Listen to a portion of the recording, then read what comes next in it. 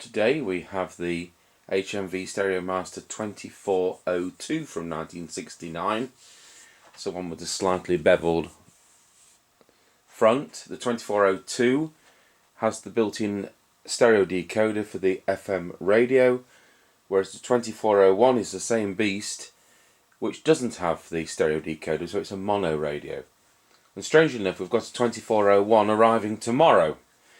I bought this one, the 2402, off eBay, and I've paid 99 pence for it, and it is a dead set, so we'll have a look into why that is. But first of all, the object of the first video we're going to do is servicing the BSR MA70 turntable, which this product is fitted with.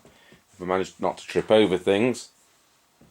It's a lovely condition unit, and as a bonus we've got a DIN lead, so we can plug other things in should we wish to.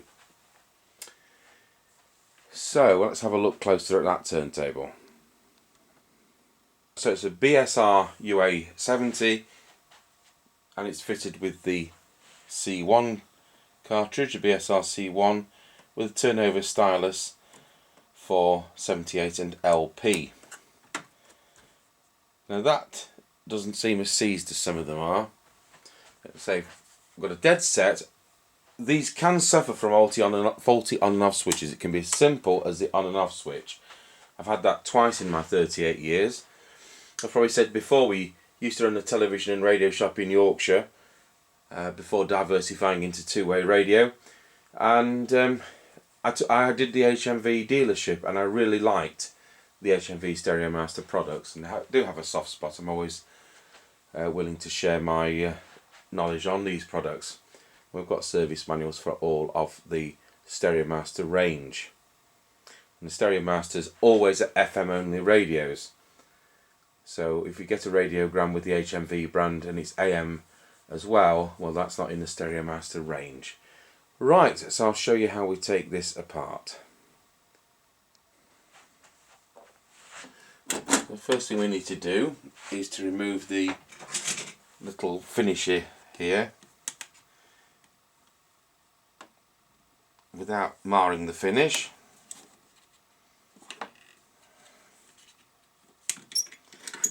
And underneath there is a circlip,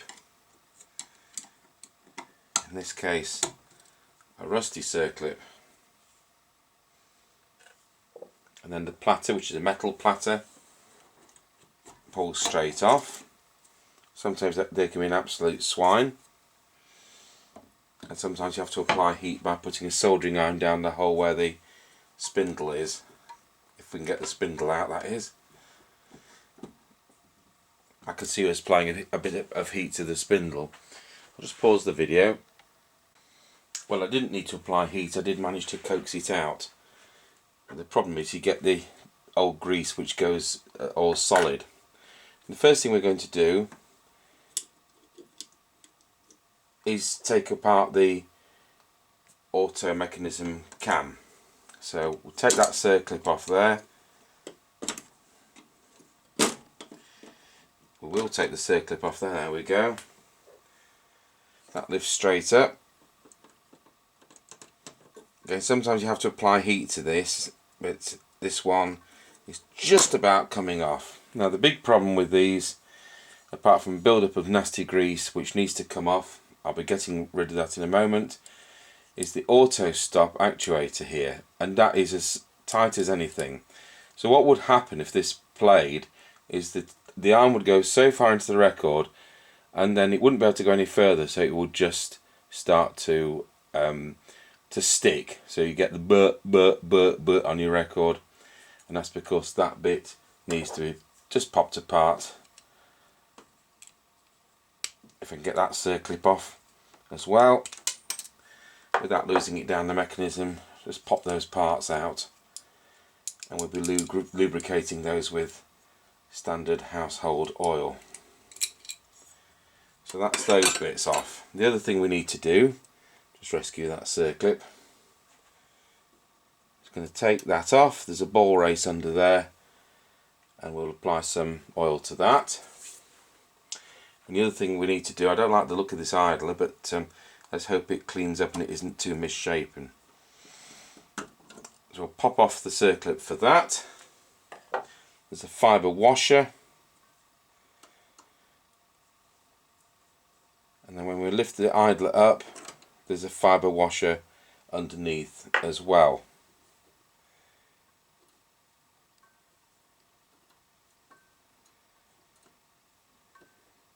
Well, I'll get that off camera. The motor is there, and it's a synchronous motor, so it can never be the wrong speed. Bearing in mind I'm in the UK, so we're 50 Hz mains at 230 volts, and that 50 Hz locks that motor into synchronization exactly. In countries like America, it's 60 Hz mains, so it is a different spindle, as well as a different voltage. So what we're going to do is I'm going to get some isopropyl alcohol, which we've got here, on a bit of kitchen paper, and we're going to get rid of all this old grease. So that's our first port of call. And you can see some of the dirt that's coming off.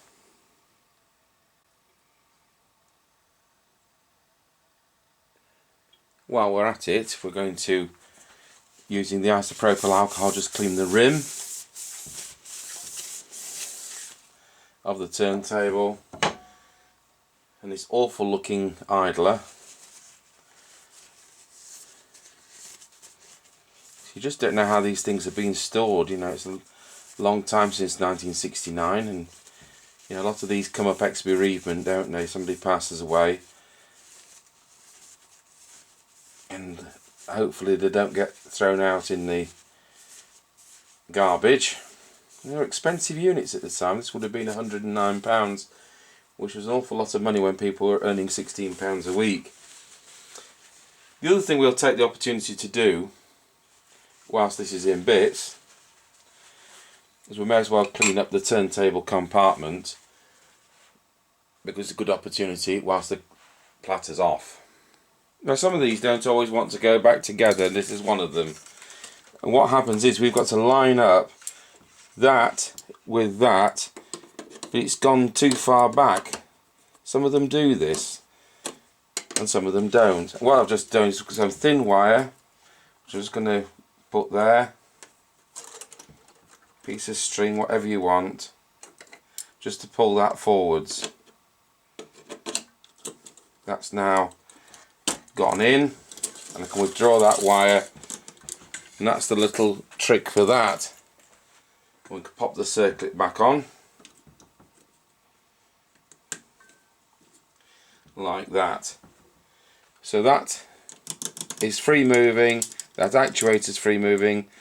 We've put light oil on there and in the spindle. I've just had a bit on my finger and put it on the shaft there of the idler. And I'm just going to wash my hands and make sure there's no oil on them, and then I'll put the idler back. So we've made sure the first fibre thrust washer is on, and there's the idler, next fibre washer, and then the circlip.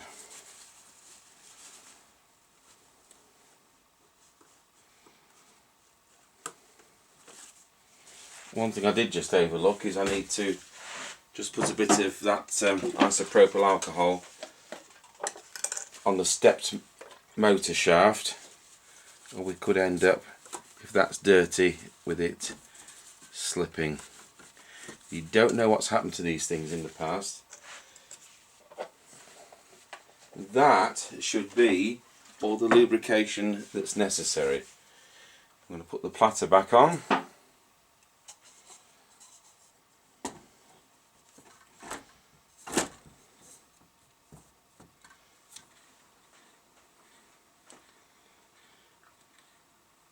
And that is as far as we go. I'm not going to put the circlip back on, I'm not going to put the spindle back in.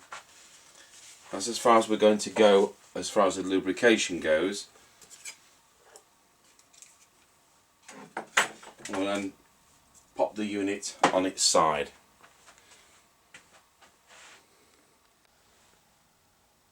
So with the bottom removed, because I want to power the turntable up, what we've done is to take the turntable power lead out of the black connector block there and provide our own connector block on a short mains lead with, of course, the 3 amp fuse in the plug. That's so we can power up the turntable without running through the non-working electronics. We'll sort that one out later. So the next thing I want to do is to check the stylus pressure, the tracking pressure. It's using a digital scale which I have here. Wait for that to come on. I really want it to be less than 4 grams at this stage. Just pop that on there. 3.4 grams, and that's fine. So at the back there it's just over the 3, and then we've got the anti-skate control behind there which needs to match that kind of figure, so we'll just turn that down a fraction to 3.5. So that tracking pressure is fine, and that's very, very important. And some of these new cheap record players like the Crosleys and that, the tracking pressure can be 20 grams, and all that's going to do is going to wear your records out dreadfully. Really, an ideal tracking pressure is going to be under 2 grams, and we'll set this up better when it's fully working. So next thing we're going to do is we're going to just find a record and see whether this, just pick one at random.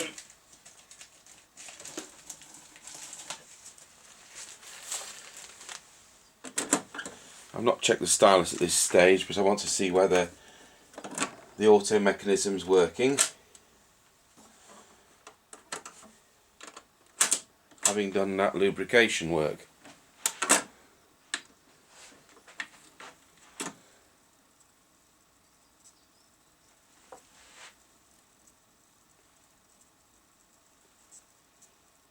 Now that's set down off the edge of the record, so that's going to need adjustment.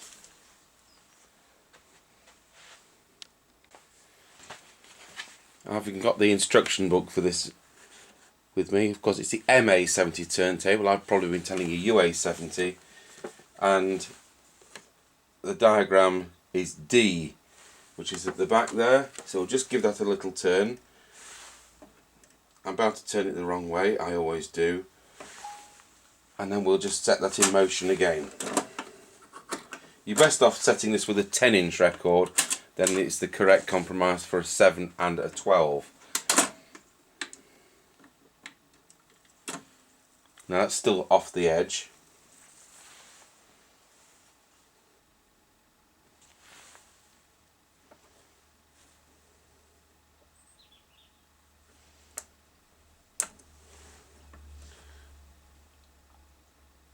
Oh dear, this stylus is all bent.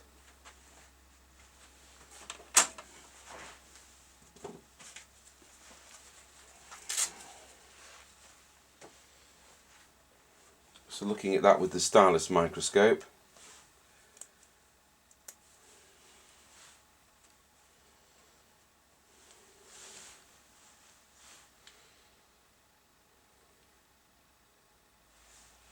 and what we discover with that stylus is that the diamond is actually missing for the LP. The only bit of that that's still working is the 78 section. So we need to replace that straight away. And we should have one in stock. So here we have a brand new ST4 stylus.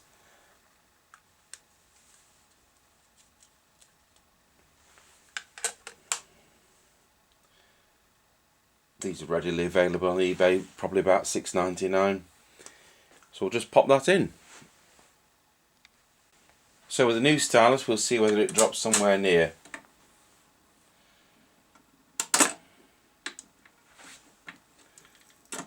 Spot on.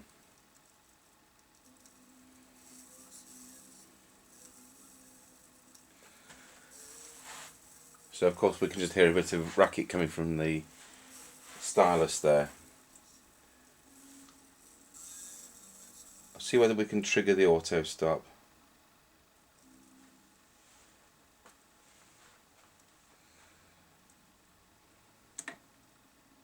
Yep, that's fine.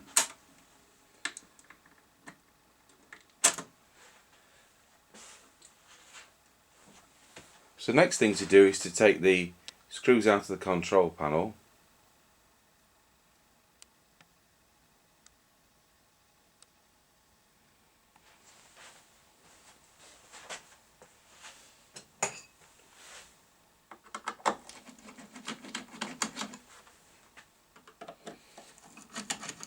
And there's a couple underneath, and disconnect the wiring and withdraw the chassis for service on the electronics bench. So not only going to be fault finding why this is a dead set, we're also going to be changing all the suspect electrolytic capacitors, because there's quite a few of those nasty black ones which are of a brand that we know to be unreliable 30 odd years, 40 odd years on, isn't it? It's 1968, this product, and it's 2017 now. Right, so that concludes the setting up of the turntable, the overhauling of that on this Stereomaster 2402. Thank you for watching.